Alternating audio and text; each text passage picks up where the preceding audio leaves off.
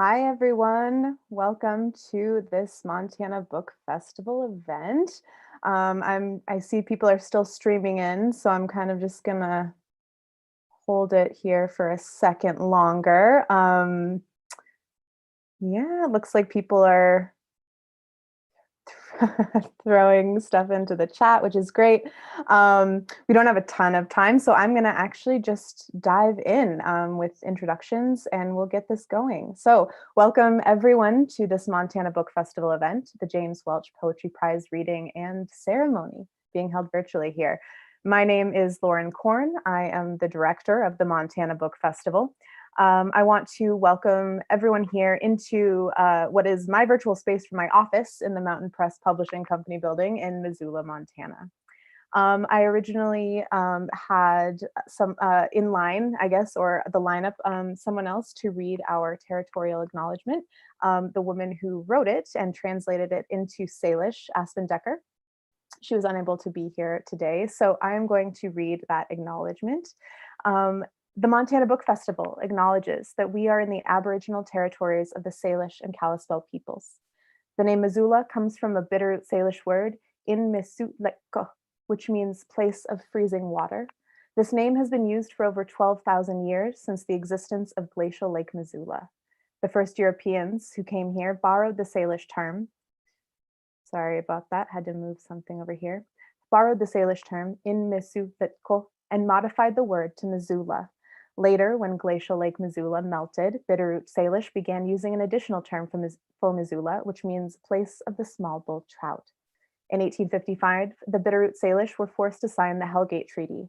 Following this treaty, the United States government carried out forced assimilation, removal, and genocide against the Salish and other peoples in their efforts to acquire land.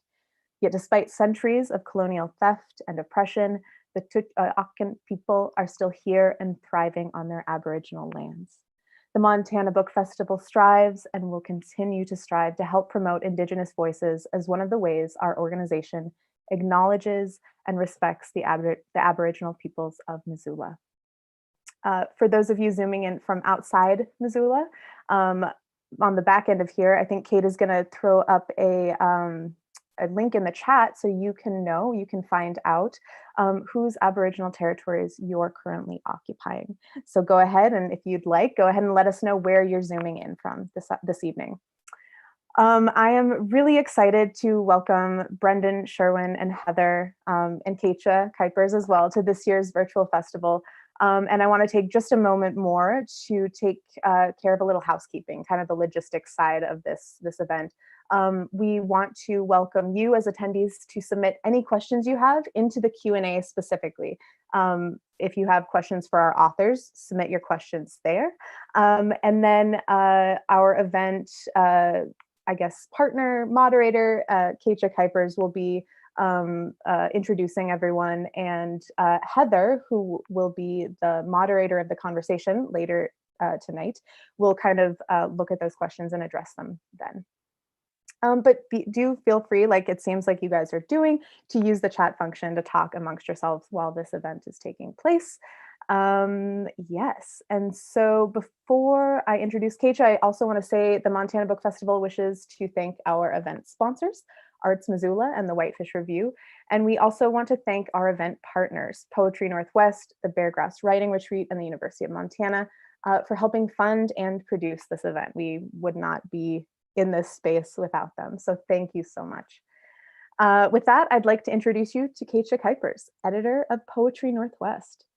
Keetje Kuipers is the author of 3 books of poems, a former Stegner Fellow. Her work has appeared in the New York Times Magazine, as well as the Pushcart Prize and Best American Poetry Anthologies. Like I just said, Keetje is editor of Poetry Northwest, and she's also a visiting professor of creative writing at the University of Montana. Welcome, Keetje. Thank you, Lauren. As you all know, we are here this evening to celebrate the inaugural James Welch Prize for Indigenous Poets. There are so many people who have made this evening possible, and I would like to thank in particular Lauren Korn and the Montana Book Festival, Chris Dombrowski and the Beargrass Writing Retreat, and the offices of the President and the Provost of the University of Montana for their support tonight. But we would not be gathering at all if it weren't for this prize. something that was truly a community effort built through partnerships of incredible generosity and labor. I'd like to thank my staff at Poetry Northwest, this prize's humble home, and most especially senior editor Jennifer Forster for her willingness to jump in and create a space where we could make something truly special together. She brought our hopes and dreams for this prize to her friends at the Board of Indigenous Nations Poets, and their group stepped forward to screen submissions for the prize and choose the finalists. Sherwin Bitsui was our revered judge for the prize, and he made the final difficult decision of who our first two inaugural winners of the Welch Prize would be. Finally, a very large thank you to everyone who donated to our fundraising campaign to provide the cash purse for our winners. It meant so much to be able to offer this prize to the Native community with no submission fees or strings attached. Those of you who donated made this a place where poems could be shared without cost or consequence, only joy and possibility. If you have not yet had a chance to read the winning poems by Brendan Shay Basham and our other winner, Kenzie Allen, who we will be celebrating in a separate event with Seattle Arts and Lectures in November, you can find both of their poems in the most recent issue of Poetry Northwest. Those poems are also available online as a digital broadside, accompanied by original artwork from Crow artist Stella Now. I'm placing a link to the magazine and a link to the broadside, which you can download and print for free in the chat now, along with a link where you can find more information about the James Welch Prize. A couple of weeks ago, I drove north from Missoula with my family to East Glacier to visit friends on the Blackfeet Reservation, just down the road from Browning, Montana, where James Welch was born. It is a drive, like all drives through Montana, that is impossible to make without considering the history of the place, both human and geologic. Today's world asks us to hold many opposing ideas within our minds, and nowhere are these contradictions more clear than when examining what we think of as timeless peaks under the new normal of smoke-filled skies while driving across stolen land. The confluence of past, present, and future that occurs within the landscape of what many call the Northwest can be disorienting, but also serves as an invigorating reminder of what we see not only on the land, but also on the page. When the term Native American Renaissance was coined in 1983, it failed to take into account the possibility that such a renaissance might not be limited to a few brief decades, but instead was part of a much longer story, including a vast history of Indigenous storytelling, as well as a future filled with Native poets and writers whose rich work is alive and well in bookstores, classrooms, and the hands of captivated readers turning the pages of magazines like Poetry Northwest. James Welch was one of the writers identified as part of that Renaissance, but he was not the beginning nor the end of Native literature, and he knew that better than anyone. As his widow, Lois Welch, writes in her essay in our most recent issue of the magazine, for all Jim's admiration of the work of Hemingway and Faulkner and Camus and the other great novelists, he knew his own stories came from the cutbanks and cottonwood groves of the plains, from the backbone of the world, as the Blackfeet call the Rocky Mountains. For Jim, those rolling prairies were haunted by warriors on horseback, by women with their travois on dogs, by children running about. He grew up hearing the old stories. But Jim wanted to write new stories, of course, and he knew that there were stories ready to blossom in every corner of this seemingly empty country.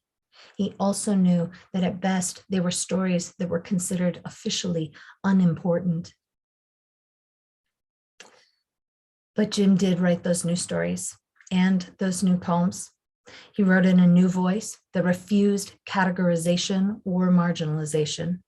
And when he published his distinctive novel, Winter in the Blood, in 1974, it received a front-page review in the New York Times, a feat at the time for any writer deviating from stories set on the Eastern Seaboard, whether the author was Native or not. But telling his people's story his own way was Jim's great triumph. And tonight we are here to celebrate Jim and our winner, Brendan Shay Basham, and every Indigenous writer who has worked to craft their own distinctive voice today and in all the years to come.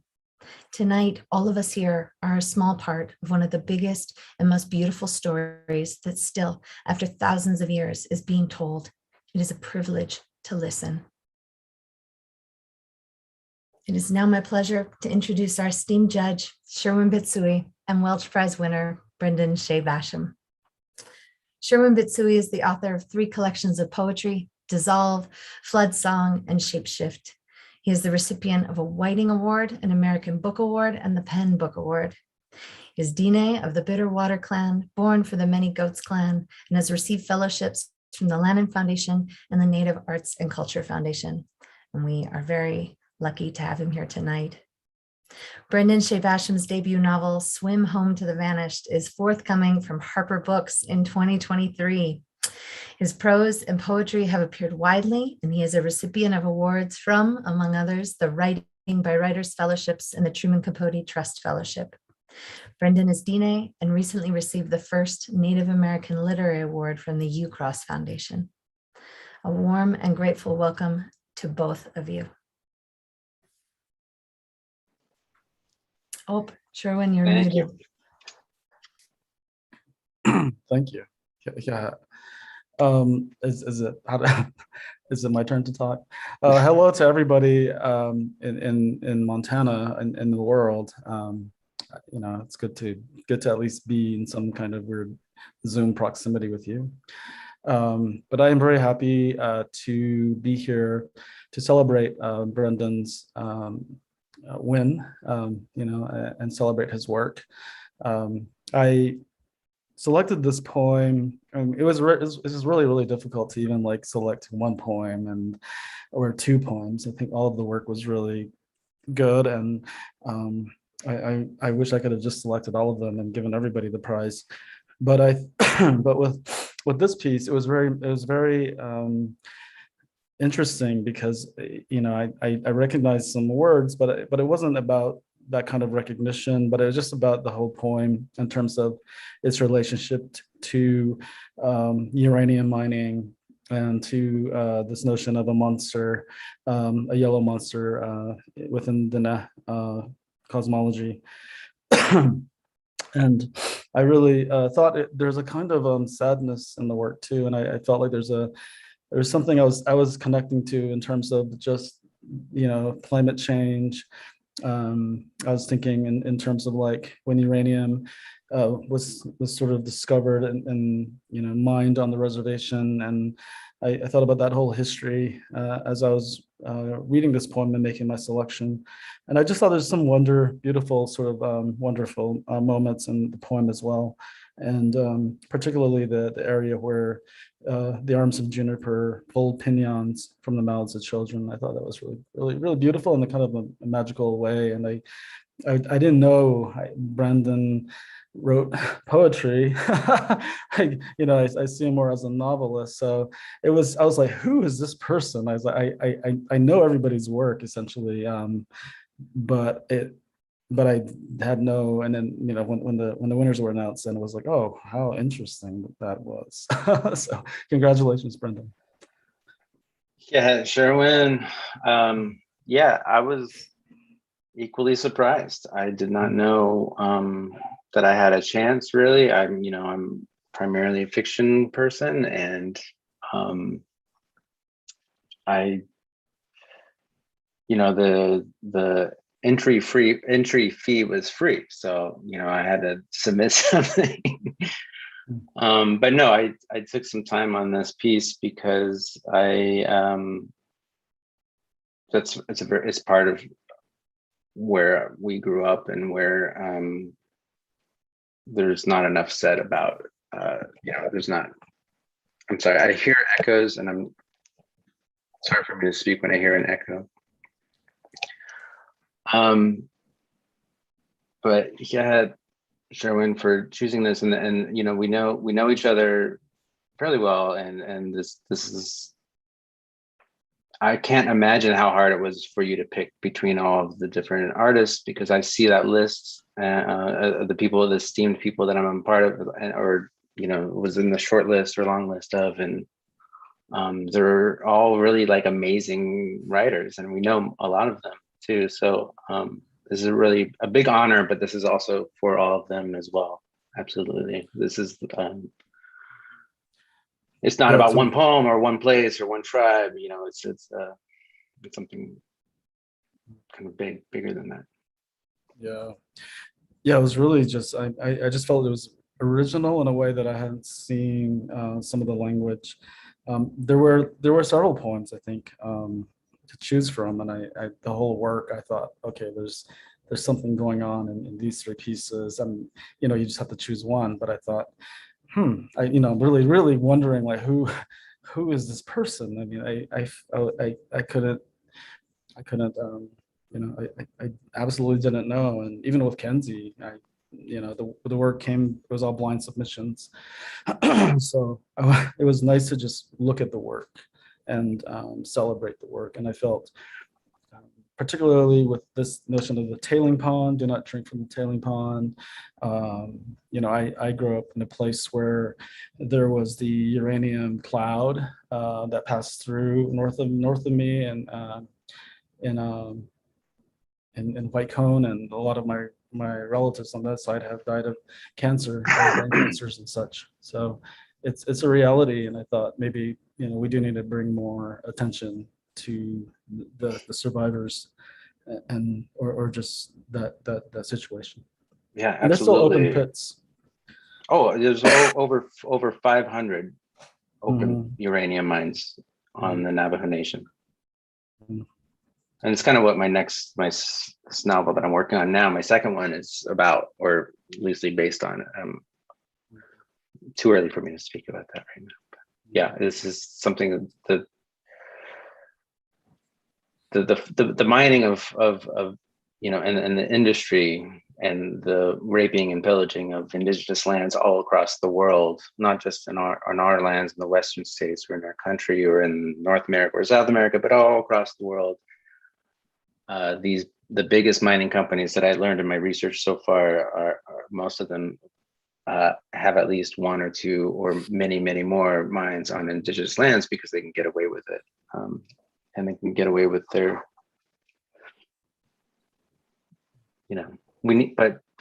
again, who needs uranium? Not anymore, really, but now it's going to be what we use for batteries, right? Lithium in Nevada, on the reservations in Nevada.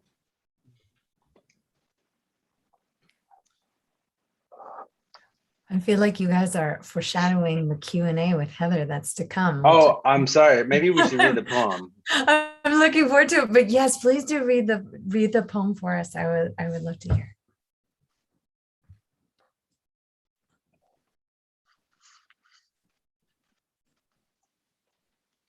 Do not drink from the tailing pond.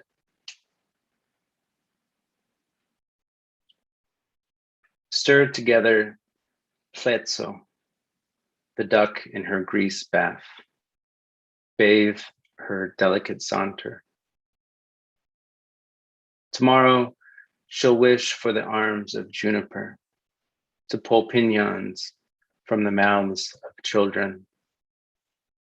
Squeeze a sneeze from the throat of a child, too broken to breathe on her own. A clot like a clogged dam, released to river, where nothing grows like it used to.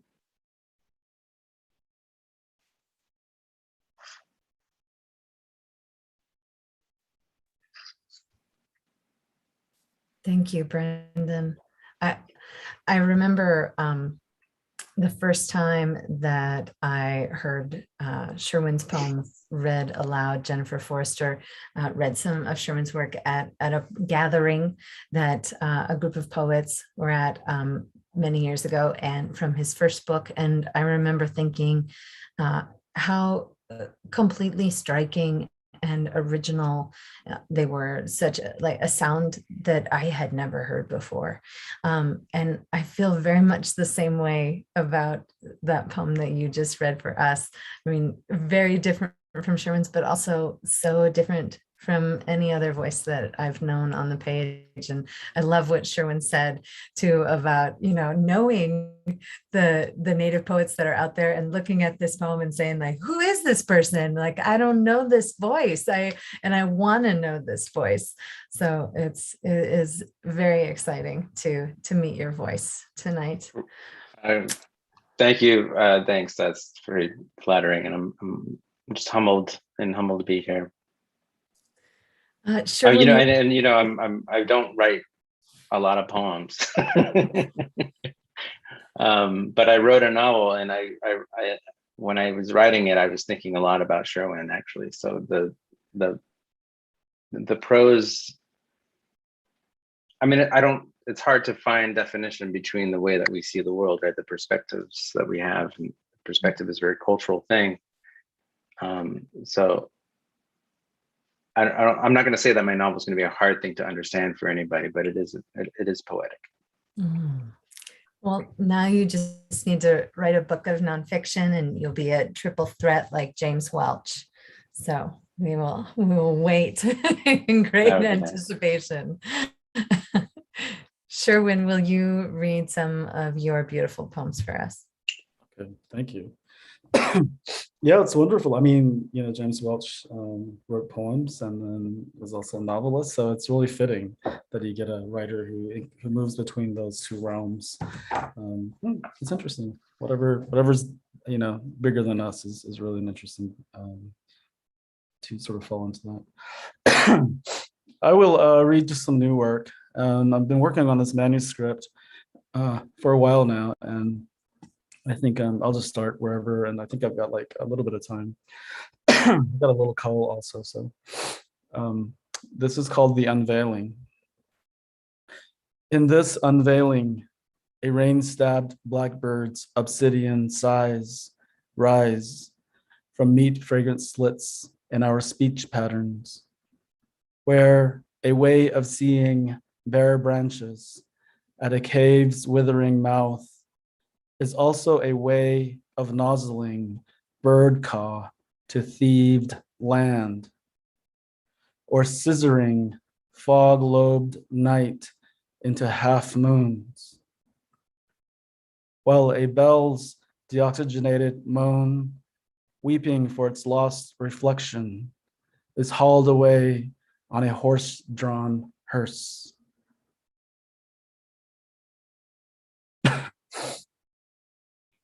Failing to squeeze our names from the highway's voice, the fifth world gasps from smoke-choked light. Wingless but toothed, cinder smoke curling out of our mouths, we continue to fall through our falling as blue-black storm clouds spiral outward from our palms, constellating above deer spines, wrapped in tire marks, flowing beneath us. Let me see. Yeah, I've been trying to write these smaller lyric pieces, and I don't want to do like another book length thing, but that seems to be where this is moving towards. Okay, these are a series of images of a kind of violence, I think. Canyon river water combed from the Milky Way's gray hair shimmers when shelved on a stack of sheetrock next to a window, blaring at an office chair hurling toward it. A woman gazes at a stairway of light mixed with dust. She presses her back to the fist-hammered wall, her fingertips swirling where broken glass glints. Next door, a singer shakes a gourd rattle, imagines a trail of embers glowing in the dark maw of a scorched coyote skull, nailed to an aspen's charred limb. And I guess I'll just read a couple more. This is called Drown. Last night's Unbound legs doze onward. Its bone-black scales flicker a path over the cliff when flatness whistles, and you hold up your neck, inhaling fire-scorched earth from nearest rain cloud. You spoon clipped incisors into bowls of discarded finger bones, woven into the long sleep ahead. Here, moonlight heats minutes into hours, and you thrum from inside where a crack begins to widen. And I'll just go ahead and, I've been writing some narrative pieces too. Hey, I actually have a Montana poem when I was there. Let me read it. It's a little bit more narrative. And I don't know if you guys remember, there used to be a Hastings down on the, there, I don't remember the street, but when I was first there in Montana as a Hugo writer, I would drive, it drove me crazy. That was too much snow for me ever. And I ever since then, I don't want to be near snow. But this is a piece about going to Hastings and overhearing some young kids talking. And it was really interesting because it was interesting. Whiteout. I drive over black ice to watch a sun rise and a book about the desert. The Missoula whiteout stays weeks, hides the sun in its mouth, asks for seconds. In the cafe, a girl and her friends laugh over coffee about the Mexican man they shot with her Nerf gun. Just another Helena night. The man drove by, car windows rolled down, then a sting on his cheek. It's what they do, send foam darts into the dark caves of passing cars. She tells them the Mexican man followed them for miles afterwards. We were scared he might do something. We drove until he disappeared. I stare for hours, it seems, at the same book cover. They finally shush each other, noticing they are not alone. Silence unlatches hands, feeling for the closed words in the blackout of my mouth. Back to my car, adrift. I turn the key and drive from one whiteout into another.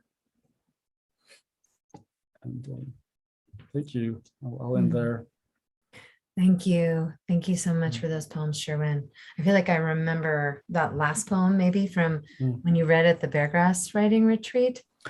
Yeah, that was a few years ago. Yeah, I really remember that so well though. And it is again, like talking about voices, like that narrative voice is so different from you. I'm going to put that question in the Q&A about narrative and lyricism. I feel like both of you can speak to that, but on that note, I'm delighted that Heather Cahoon is able to join us tonight to lead a conversation between the two of you.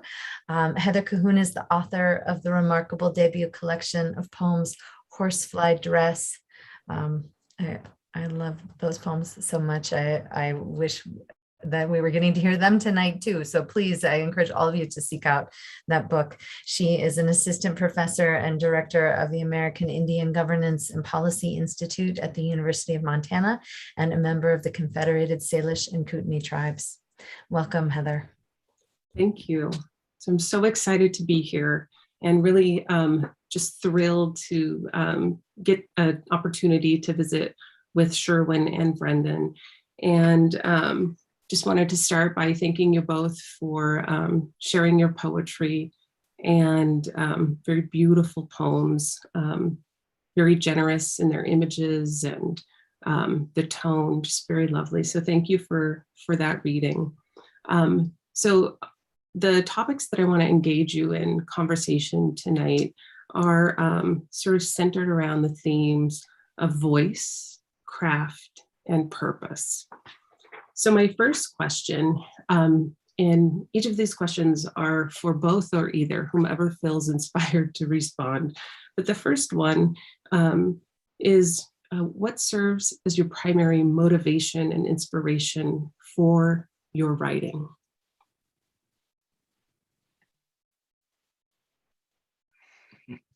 I'm gonna let Sherwin hit that one first. I don't know. I mean, it's always changing. It's just something I do. I feel like I have to.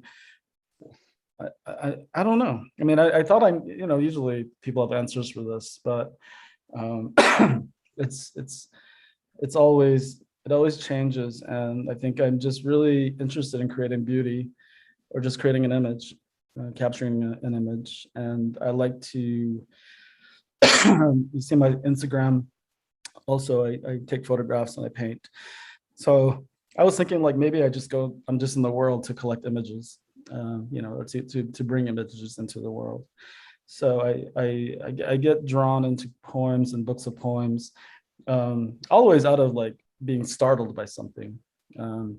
With Flood Song, I remember just like being in that book, not caring about anything essentially for years. And then I think with Dissolve, I just felt like there's another book coming. But I think when I was thinking about Dissolve, I was thinking about this, just things in terms of like dissolution and a kind of like dissolution of idea. I don't know. I just wanted to create a book that's dissolved on its own, or dissolve the reader's mind or something. A lot of it I wrote when I was in Montana. So Montana's its home, or Missoula. Yeah. So. Well, thank you, Sherwin. How about you, Brendan? I'm trying to think of I'm remembering or thinking of the words that Sherwin just used, like to create and to bring together or to collect. And I think a lot of my early writing was, a lot about, it was too much of the self, right? It was just about trying to find my own voice and try to find out, like, why can't I have like normal conversations with other people like normal people do? And I think writing was the way that I knew how to communicate.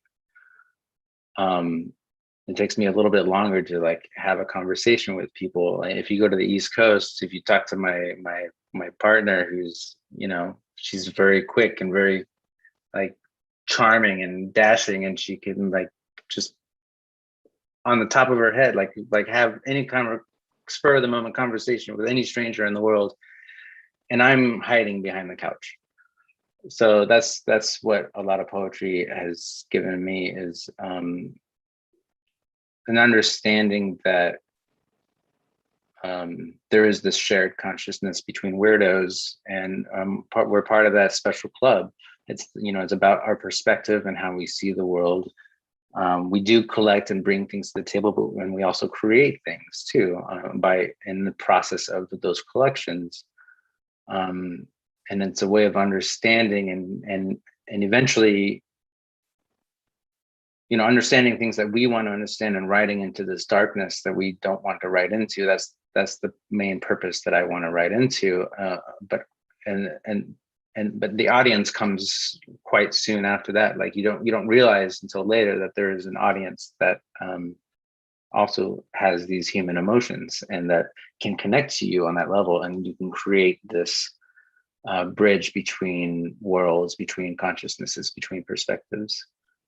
And maybe I'm talking too much like a professor now, but when I'm writing, I'm not thinking about all this stuff. And when I'm writing, it's about image. I'm also a photographer, filmmaker. I was a chef for a long time. Like, I'm very, things have to be particular. They have to have a balance, and they have to have the right color. And for me, writing is very much a process of that kind of synesthesia. Very nice. I love that last part. So my next question, you actually, it's a great segue. You started answering it already, but it's for both of you. And the question is, what does your writing process look like? I always think that's something I'm interested in as a writer. I feel like everybody has very unique writing practices, and some people don't actually have a practice and it's very spontaneous, but etc. So for both of you, what does your writing process look like? Right now, it's a lot of crying. It's a lot of hiding my head between my knees and bracing for impact. I am in the middle of, I'm waiting on edits from an editor for my novel that's coming out with Harper in 23, which we announced, which is really exciting. I'm also working on another novel, and that's also very exciting. And I also write poems, and I'm teaching. So when I'm teaching, I'm always in like this essay mode. So I'm not short on ideas, but anytime I sit down to write, I feel like I've forgotten how to. And that's something that many mentors have told me, that if you don't show up, nothing's going to happen at all. If you show up, that's number one. You just got to show up. And I haven't shown up in a few months, and it's been a crazy summer, and I don't feel like myself if I'm not writing. So that's part of the process, is like this, like kind of guilt tripping myself, but also this is what I've always wanted to do with my life, and if I'm not doing it, then I've been lying to myself, you know. So I'm trying to right now, like, realize that being progressive, being like having progress in your life is not a capitalistic routine. Like, it doesn't have to be a capitalistic routine, right? We don't have to show progress at the end of the day every day, but we have to have that headspace. So my process is very messy, and it's very all over the place, even though I'm secretly want to compartmentalize, and I want to be very organized, and I want to do this time, and this time, and this time. But it just doesn't work that way. And so the best thing that gets me writing is just reading. And that's the short answer. So I'll pick up Flood Song, and then I'll write a chapter. Yeah, nice. Well, thank you. How about you, Sherwin? What does your writing process look like? I carry poems for years. I keep the same manuscript. I keep moving through it. I may reach dead ends, and then I might, I think it's always with me, and I love it when it gets to that sort of manuscript stage. But I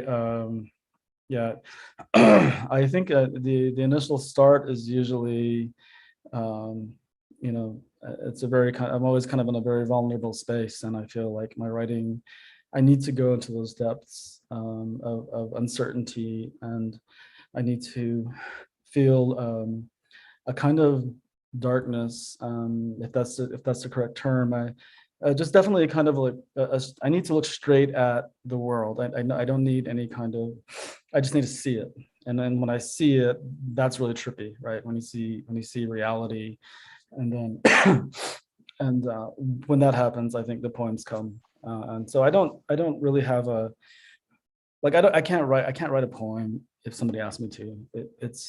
It kind of happens on its own, and eventually there's a point where the poem itself starts to build, and it starts telling me what it wants to write. And so that's the most interesting part about this writing. I also paint, so I think painting, and I think all of it's one thing. I think I paint a lot of times before I start writing. There's something about painting and then writing, unlocking those colors allows me to unlock a poem or an image. But it's a long process. I do a lot of revising. I revise to death. So yeah. Well, I think it's so interesting that both of you are your art also encompasses photography, painting, other genres, etc., besides poetry. So you're both heavily engaged in artistic expression.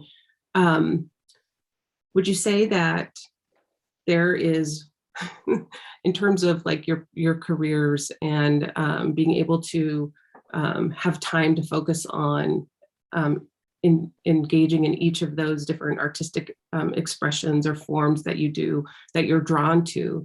How do you feel like you can balance that, or do you feel like it is something that is balanceable? If you find out, let us know. I think it's all chaos. I mean, it's unfair and unfortunate. We can't just be poets and writers. You know, we have to have a day job, and I think, yeah. I mean, there's a lot of times I'm like, I just want to, you know, just stop everything and just paint and just write, but that's not going to happen. So I think we have to manage our own lives, but I don't know if I'm making sense. I'm kind of out of it. I mean, I could pick up from there. One of the beautiful things, like, not everyone needs to go to an MFA program, but one of the beautiful things about doing the Institute of American Indian Arts was that we didn't have to spend a lot of time explaining things to each other about who we were, where we came from. And we can focus on the art making process, or we focus on making art. And so for those 2 years, those were some of the most beautiful 2 years of my life, because I didn't have to worry about much about, I mean, I did absolutely worried about everything, because I was kind of living in and out of my car, and I was in and out of multiple jobs, and I was in and through different states, and going through, you know, good relationship that turned bad, and these things, you know, the real life all accounts to something, and eventually it finds its way into your work too. But again, finding the time, finding the showing up at the desk is really important. But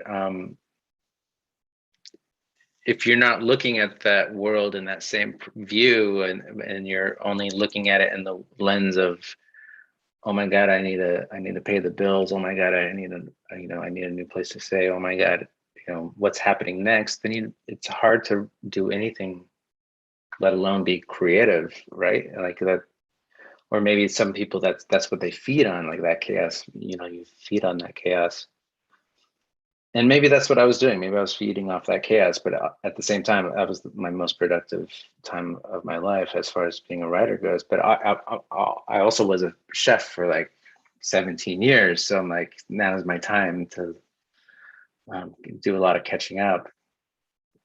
And I'm just getting back into photography. You know, I just moved into a new house, so I'm like starting to cook again. Like, I'm finding these things that keep me balanced, or that have kept me balanced in the past. But the thing that I write about is a very dark thing. So or they tend to be dark things, and you follow that darkness, right?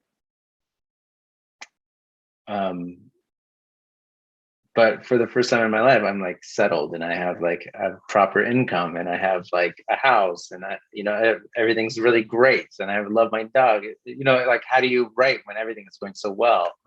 So I don't know. Oh, well, thank you. So my next question is, so what do each of you hope that your writing says or does out in the world? How do you hope that your writing affects your readership? I'm just going to pop in really quickly and let everybody know that Sherwin isn't feeling great this evening, and he might need to step away for the night. But I'm so glad that he could be here with us for a time, and I hope Heather and Brendan, that you both will continue this conversation for us, because it's wonderful. And when you are ready to wrap up, Brendan, I think at that point we would love to hear another poem from you, or a passage from your fiction after you're done with the Q&A, if you'd like to close out the night for us with that. Great, thanks. Sorry, Sherwin. Thank you. Sorry you're feeling bad. I hope you feel better, man. Thank you. Be well. Because, yeah. Oh, look on that. Go on. Thank you.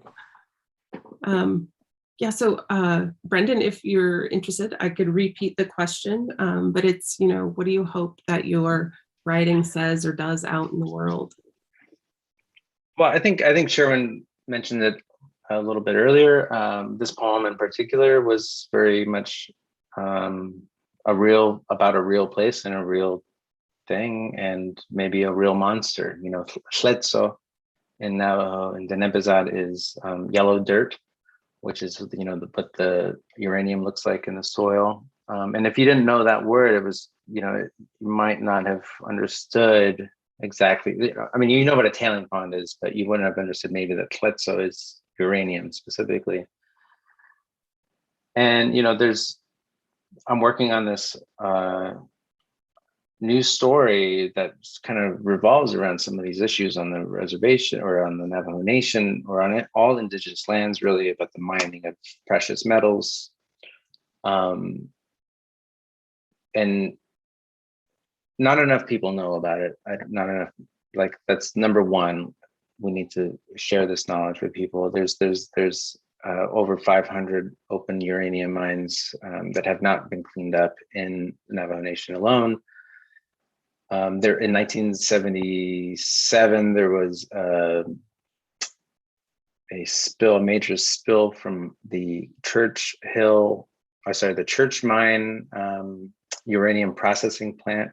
This happened about 4 months after the 3 Mile Island incident. And that was a big deal, but nobody, there's no press for this incident. This happened just outside of Gallup, New Mexico, and they asked for an emergency status from the state. The state didn't give it to them. They just thought that this millions of tons or thousands of tons of heavy materials and millions of gallons of water, tainted water, flew through the Rio Puerco River into Gallup and eventually into the Little Colorado River and the Colorado River. So essentially affecting millions of people, right? But in those early spins, like these early washes, those canals, that goes into the groundwater, and the groundwater is already tainted from the mines themselves, let alone from this.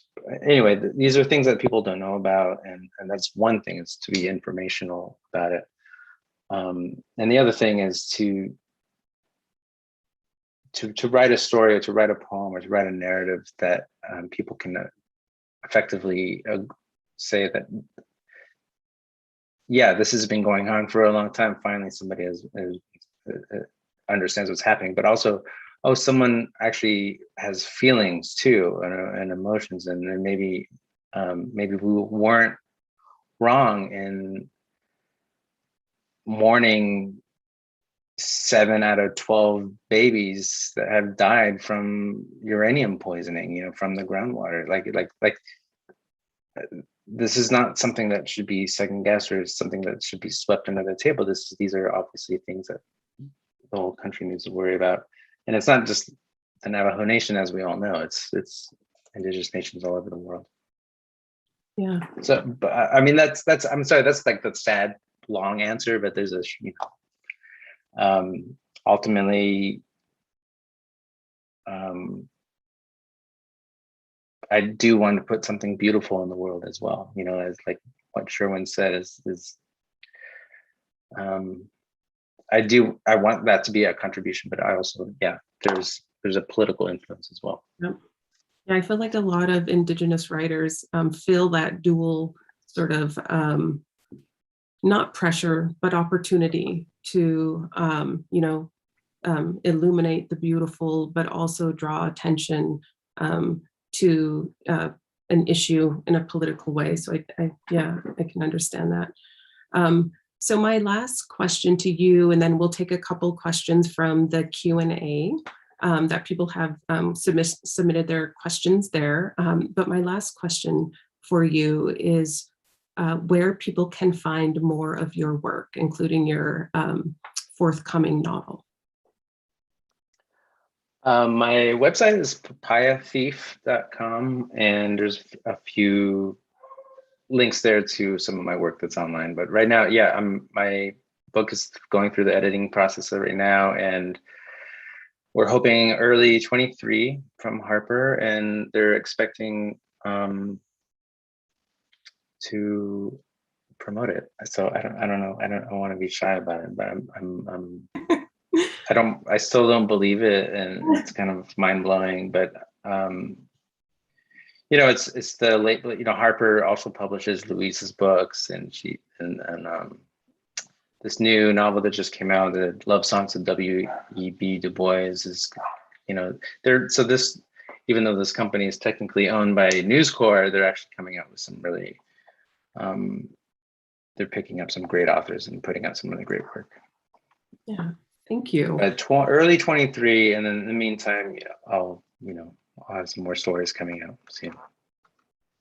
So we'll jump over into the Q&A. And so if anybody else has questions, if you can funnel them there, and then I won't have to scroll through the chat. But so the first one says, what does fiction give you or allow for that poetry does not or cannot, or vice versa? That's a great question.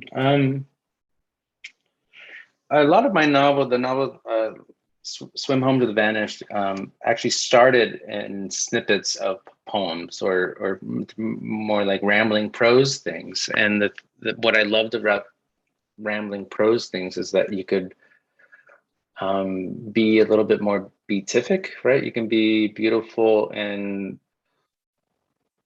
raw, and you can rhyme, and you can put disparate images together to create new things, to create new images. Or different characters together, if you wanted to put characters in a poem and write about them. So a lot of that early process of writing this novel was exactly that. It was just about being like, how do I capture this darkness? How do I capture this feeling of grief, of trauma, in a way that everyone else can understand? Well, ultimately everyone has their own grief and trauma that they have to deal with, right? And I'm not going to say anyone's is more so than others, but we all have our different ways of dealing with them, right? And that's, so I was trying to figure out ways to express my own trauma, my own PTSD, or my own whatever darkness, and I had to understand it in order to share it, right? I didn't have a therapist for a long time after the death of my little brother, so like I held it back while I was cooking all those long years. And when I wrote the book, it was basically about a chef who had been holding back all these truths and things that he did not want to accept, or they didn't know how to deal with, and then going on this long journey and trying to understand what happened. And he ends up finding out that in this little village, this fishing village in the middle of nowhere, that he's not alone, and that everyone also has to deal with the same kind of trauma. And sometimes when you're writing poetry, you might need a narrative, and sometimes when you're writing a narrative, you might need some poetry. I think that the best way to say things is to use language in any way possible to say the things you don't know how to say. Yeah, I like that. So we'll go back to the Q&A. So how does your poem extrapolate into other Indian reservation conflicts with extractive industry? That's a great question too. I mean, I think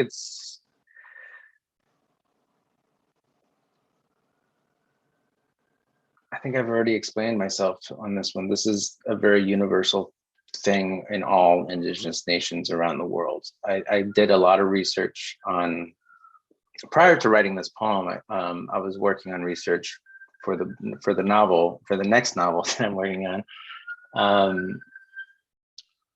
And I did a lot of research on private security services, because I read about this guy that's a whole other story. We're running out of time. I don't want to get into that. But eventually I got into, like, he travels basically with these mining corporations and tries to maintain relationships. I guess he's like a PR guy, or he's the guy who goes up to a village of a tribe in New Guinea for example, right? And tells them a great story and gives them this big speech and hands them a pen with the name of it. Like, they're so impressed by this pen. And it was like the story that I heard at this man's funeral was very colonial, right? It's very colonial, like this, he's just coming in, he's giving them a present, he's giving them a pen basically for the rights to the land, to extract whatever they want out of the land. And this is not new, and this is not special. This happened 20 years ago. This poem is writing about something that's still happening after 1977. This I think that it's in that genre, I guess, of talking about the relationship between indigenous peoples and their land is obviously very sacred. But capitalism tends to win. And if nothing else, this just brings that to light. What do we do then? I don't know, pour sugar in their gas tanks, right? I'm not gonna be all riotous right now, but I'm not that kind of, what do you call it? Political prisoner. So there's a couple questions that refer back to the inquiry into your writing process. One of them, maybe you can answer both very quickly, if possible, since we have about 3 minutes left. But one is, how do you know when a poem is done? And then in terms of your process, it's concerning the publishing process. And if you've had a good experience thus far with your publisher, they say specifically, have you been given the freedom you want or need to feel good about the book and the process? Well, so second question last, or first, yeah, absolutely. My publisher, my editor have been super excited about everything, and it's still kind of too early in the process to figure out what's happening. But I mean, like, whether or not they want to change everything, but based on the conversations with my editor, she understands the manuscript, she gets it, and she just wants to make it better in some way. She doesn't want to change it. So far, so good on that publishing end, even though the contracting stuff, takes forever. I'm sorry, when the first question was how do you know when a poem is done? Someone once told me that my poems tend to end with me strangling a bird or killing a bird or something like that. So whenever I wrote a poem, apparently the last couple of lines ended up choking something out. That's how you know. I guess so. I'm not as talented a poet as Sherwin or someone like that, but this is why I write fiction. I think it's because I don't really know how to have an ending, and it took me forever to find an ending to my fiction. So it's that's a hard question. I mean, writing anything is very recursive, right? It's never ending. Yeah. Well, it has been a pleasure to get to visit with you about your writing. Absolutely, yeah. And I wish Sherwin a speedy recovery, and thank everyone for tuning in. I'll just hand it back to Keisha. Brendan, will you read one more poem for us? Absolutely, yeah. Thank you.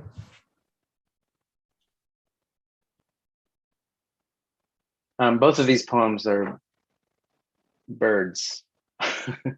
So we got one or the other. I'll pick this one. It's called Bird Watching.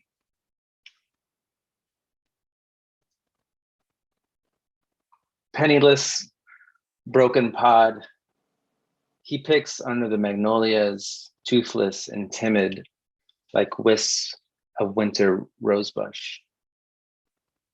His right foot is a rusted hinge, shiny talons clenched into pearled black commas. I see him most mornings hopping on his good leg in the grass in search of worms and grubs. Feathers reflect blue oil swirled like the gurgles and caw from a nest in the spruce. If we were friends, I'd try not to stare at his foot, and I would listen to his sob story. The fence line where the fattest berries grew, the child with a pellet gun. I love that. I got to read all the poems that were submitted for the Welch Prize, but I was not a part of the selection process. I left that up to the folks at INAPO and Sherwin, but I remember reading that poem and being so into it. So I'm really glad that you read that for us tonight. It's kind of fucked up, I know. Well, Brendan, I'm sure you haven't had a chance to read the comments in the chat because you've been busy chatting yourself, but you have a lot of fans here tonight, and a lot of people are really, really excited about your work and about you. So I just wanted you to know that. I think we're gonna say goodbye, but first, Aspen is, I believe, gonna close us out with a land acknowledgement. Aspen, are you there? Yep, I'm here.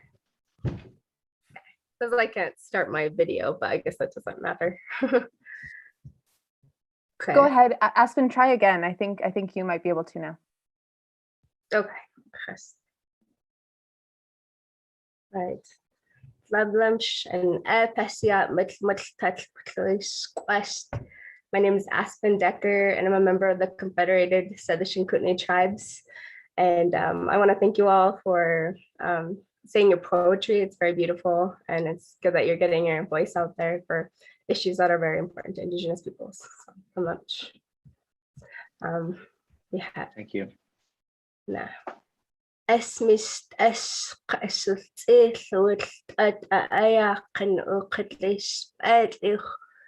Skat ihuut slut a gudlement ut hutsino out and slut at aya can she ut tat aya can squats to it slut in mess would let Luna apps hui mal slut open as it open can spent a sheets we up a lust hui at miss lust skat Stood in mess would let ma share hamstead clued at ayakan applisit stood in sight should up and connect canum saw as we up tochish look came in at ayakan eat me home. Suyap it so at aya can put imch clutch is cut hootlachs flu at aya can put ta's hui just cut she utlachs suyap cut so cut Suyap hut asint at stood ichs. Tis sip ut okom plus cat we shed uts fluid cat ich in hut wheat is suyapi and ut ichas haslut at ayakan. الشاي وملك قد هود أخس قد من صوت خد سنة out and فلوت قد أياقن شيوت أخس إشاء أسنتاقس القشيء فلوس قد إخ استواء والشخد إشاء بود فلوس قد إخ جدن سعيشت. The Montana Book Festival acknowledges that we're on the Aboriginal territories of the Salish and Kalista people. The name from Missoula comes from the Bitterroot Salish word in Mesuletuk, which means the place of the freezing water. This name has been used for over 12,000 years since the existence of Glacier Lake, Missoula.